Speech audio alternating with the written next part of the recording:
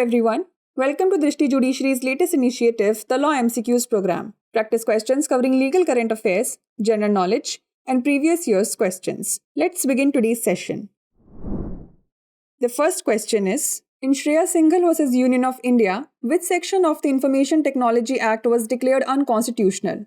Section 66A, Section 66B, Section 66C, और section 66D। Shreya Singhal बनाम भारत संघ मामले में सूचना प्रौद्योगिकी अधिनियम की किस धारा को असंवैधानिक घोषित किया गया? धारा 66A, धारा 66B, धारा 66C या धारा 66D? The correct answer is option A, section 66A। इसका सही उत्तर है ऑप्शन ए, धारा 66A। Section 66A of the Information Technology Act was declared unconstitutional in Shreya Singhal vs. Union of India. Supreme Court held that while an expression is in the form of a discussion is protected under Article 19 of the Constitution, incitement is not. So, any expression which starts as a discussion but leads to incitement is not protected under freedom of speech and expression. Shreya Singhal बनाम भारत संघ मामले में सूचना प्रौद्योगिकी अधिनियम की धारा 66A को असंवैधानिक घोषित किया गया। सर्वोच्च न्यायालय ने कहा कि चर्चा के रूप में अभिव्यक्ति संविधान के अनुच्छेद 19 के तहत संरक्षित है, लेकिन भड़कावे को संरक्षण नहीं दिया गया है। इसलिए कोई भी अभिव्यक्ति जो सामान्य चर्चा के रूप में शुरू होती है लेकिन भड़कावे की ओर ले जाती है, वह अभिव्यक्ति की स्वतंत्रता के तहत संरक्षित नहीं है। Next question is, which section of Indian penal code penalises for intentionally hurting another persons religious feelings? Section 296, section 297, section 298 और सेक्शन 299।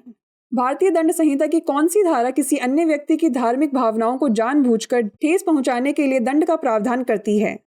धारा 296, धारा 297, धारा 298 या धारा 299? The correct answer is option C, section 298। इसका सही उत्तर है ऑप्शन सी, धारा 298। Section 298 of the Indian Penal Code penalizes anyone who intentionally hurts another person's religious feelings by saying something, making a noise or gesture, or showing an object. This offense is attracted when the person hurt hears such an offending expression. The offense is punishable by imprisonment for up to 1 year or a fine or both.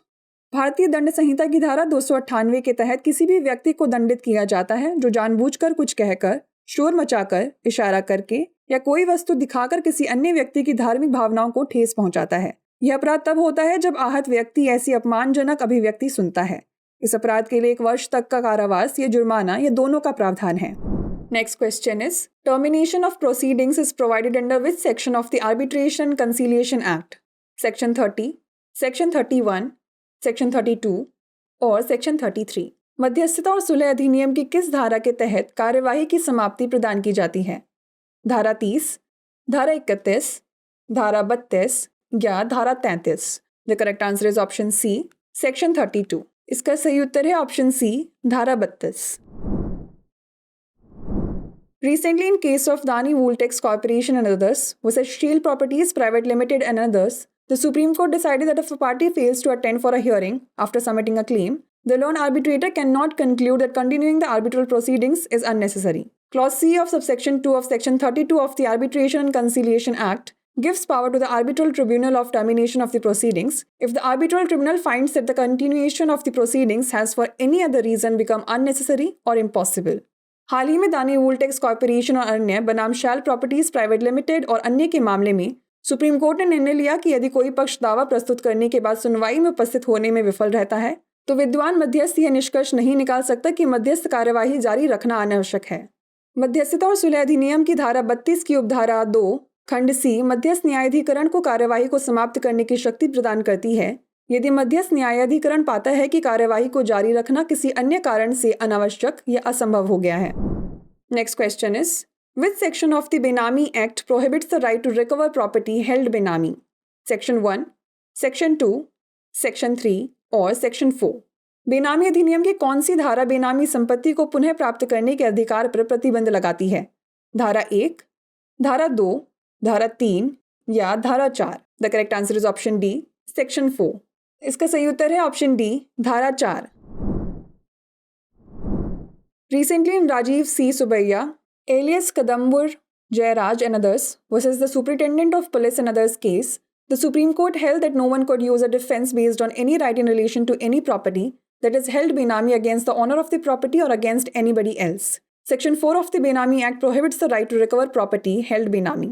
हाल ही में राजीव सी सुबैया उर्फ कदम्बुल जयराज एवं अन्य बनाम police अधीक्षक एवं अन्य मामले में सर्वोच्च न्यायालय ने कहा कि कोई भी व्यक्ति किसी बेनामी संपत्ति के संबंध में किसी भी अधिकार के आधार पर संपत्ति के मालिक या किसी अन्य के विरुद्ध बचाव का उपयोग नहीं कर सकता है। बेनामी अधिनियम की धारा 4 बेनामी संपत्ति को पुनः प्राप्त करने के अधिकार पर प्रतिबंध लगाती है।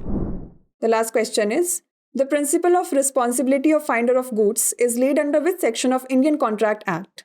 Section 70, Section 71, Section 72 और Section 73।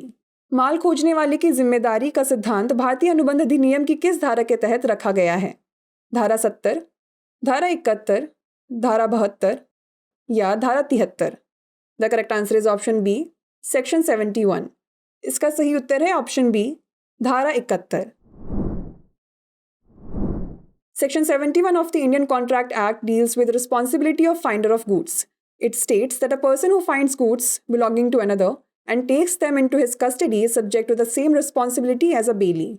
भारतीय अनुबंध अधिनियम की धारा 71 माल खोजने वाले की जिम्मेदारी से संबंधित है। इसमें कहा गया है कि यदि कोई व्यक्ति किसी अन्य व्यक्ति का माल पाता है और उसे अपने कब्जे में ले लेता है तो उस पर भी निक्षेपित व्यक्ति के समान ही जिम्मेदारी होगी। Before we wrap up, here's a question for you.